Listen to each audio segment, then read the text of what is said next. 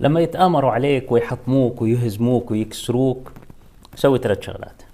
أول شغلة لازم تبتسم، لأنه لا يوجد شيء يفقد المنتصر لذة الانتصار أكثر من ابتسامة المهزوم. فأول شيء بدك تبتسم.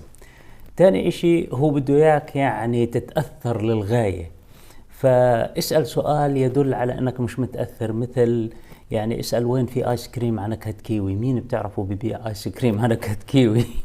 فاسأل سؤال يوحي بأنه كل تآمركم كله هذا لا ينال مني شيئا. والثالث وهو أهم شيء، لازم تسوي الإشي اللي هم بدهم إياك ما تسويه.